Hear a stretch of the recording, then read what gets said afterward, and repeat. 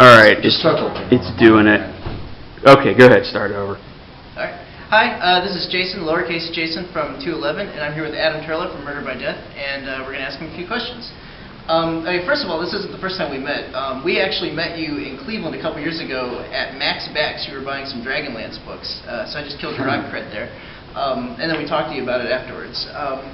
Good. I definitely had forgotten about that. So that was the Grog Shop show, and that is the place. I'm right. That's the place that's like two lefts from the Grog Shop. Yeah. So yeah, it's like right there on the same street. It's a great bookstore. I go there every time we play. I read the Dragonlance books when I was a kid.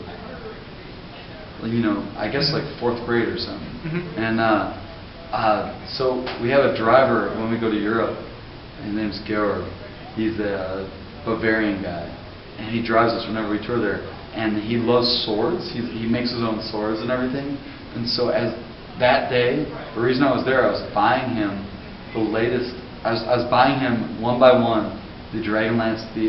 I can't remember what they're called. Chronicles. The first, is it Chronicles? Yes. The first three, the ones that are like the major ones. That basically made Dungeons and Dragons.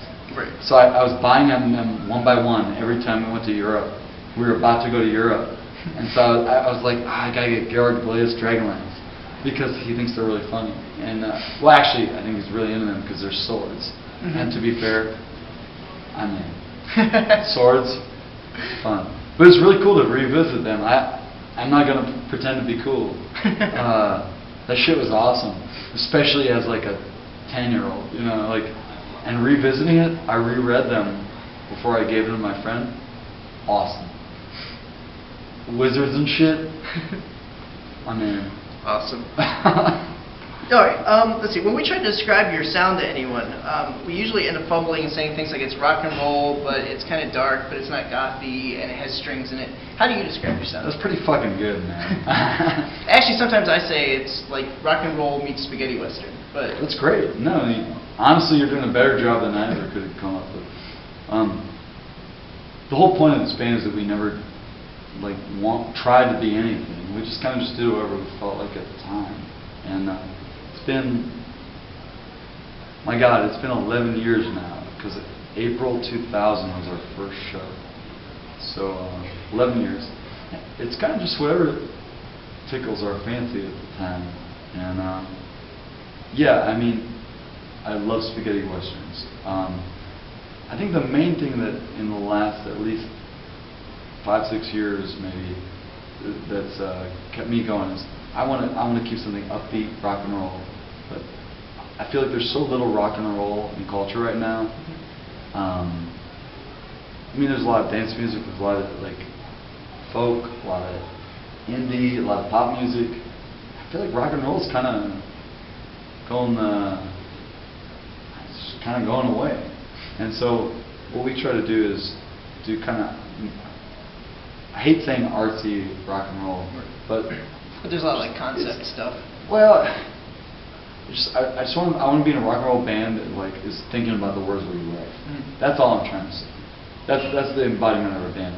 It's like I care about the stuff that I write about, and I spend a lot of time trying to write lyrics that are interesting, hopefully, and exciting, but I want to keep that spirit of rock and roll and rebellion alive. That's I guess what I'm trying to do. I don't know. It's hard to explain because you never think. I don't have a mission statement. Right. I just do it. We write our songs, and we just try to do something that seems good, and we do the best we can every night, and that's it. I mean, we're not big enough to like have some like perfect statement to sum it all up, you know. Nice. Let's see. So, as fans of good drinks, what's your favorite drink?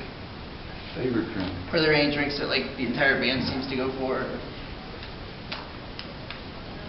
When I'm on tour, I just drink straight whiskey, like no ice, preferably bourbon.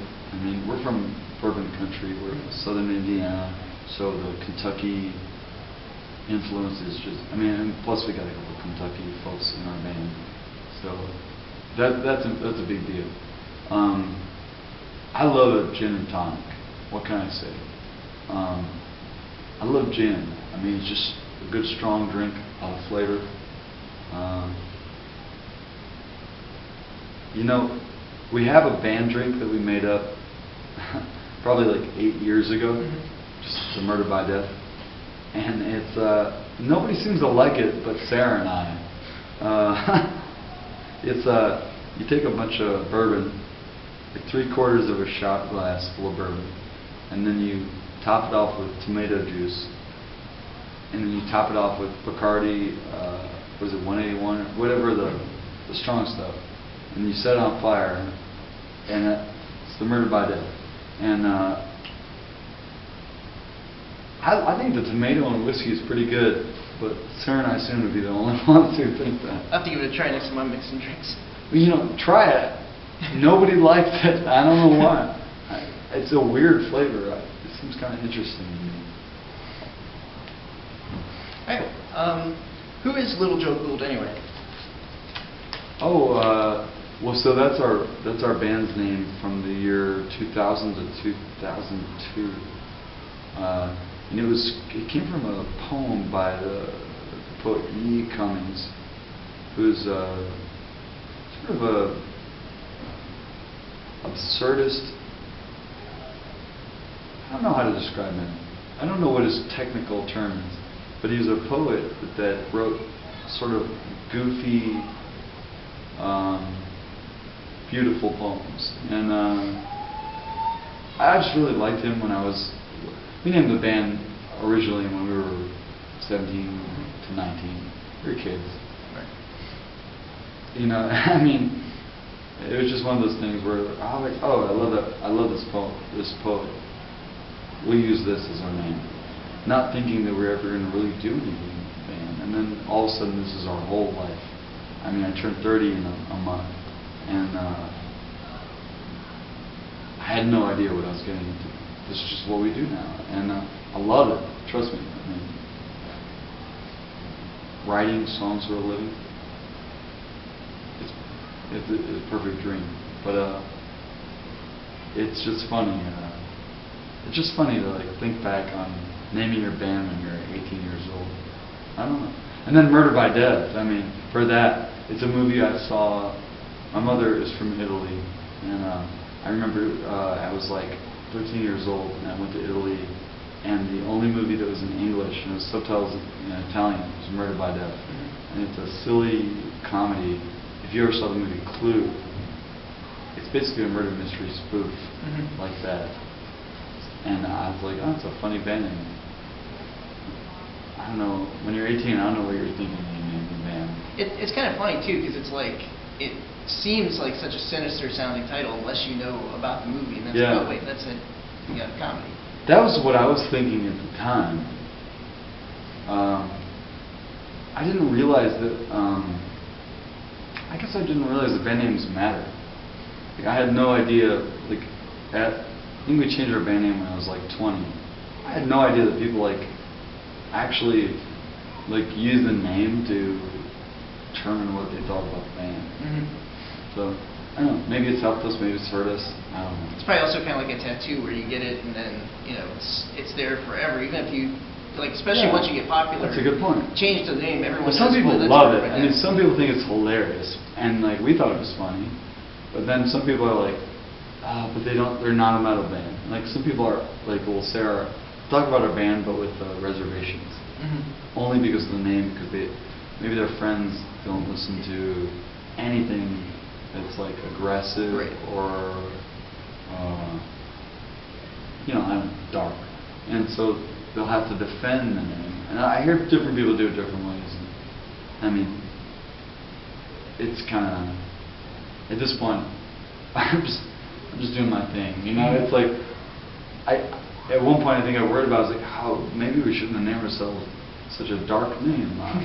But who gives a shit? I mean, it's just kind of let the music speak for itself and do the best you can. Like try to write some good songs. Hopefully people will enjoy them.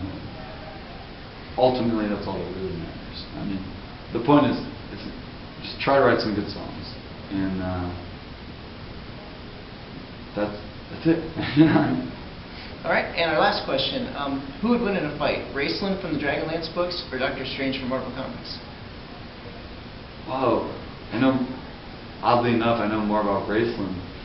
Raceland is, because that's the thing we were talking about earlier. He's the like sickly wizard from Dungeons and Dragons. Doctor Strange from Marvel. The Sorcerer Supreme. Yeah. I don't know as much about him. Tell me more about him. Give me some. Well, he is the Sorcerer Supreme. He was a former doctor who lost the use of his hands and then became a sorcerer.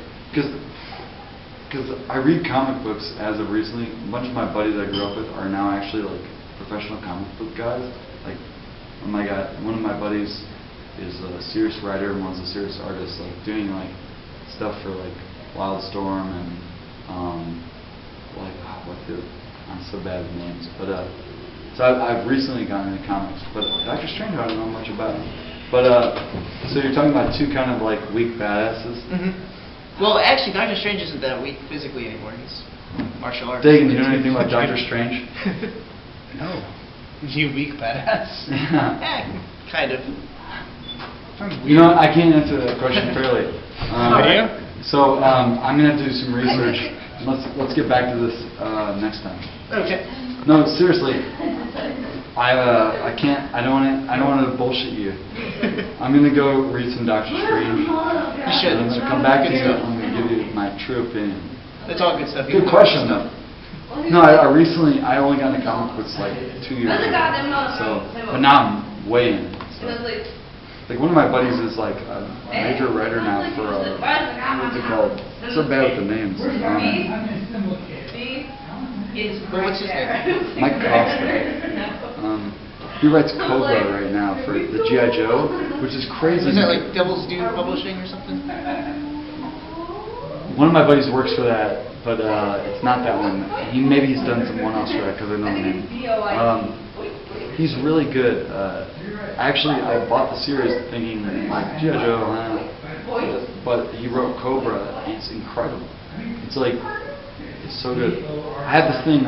One of my buddies I grew up with is a writer for comic books and was an artist, and we've been loosely. We want to do a Murder by Death comic book. But it's just, we have to get together. It's just one of those things where we have to just do it. I should call them.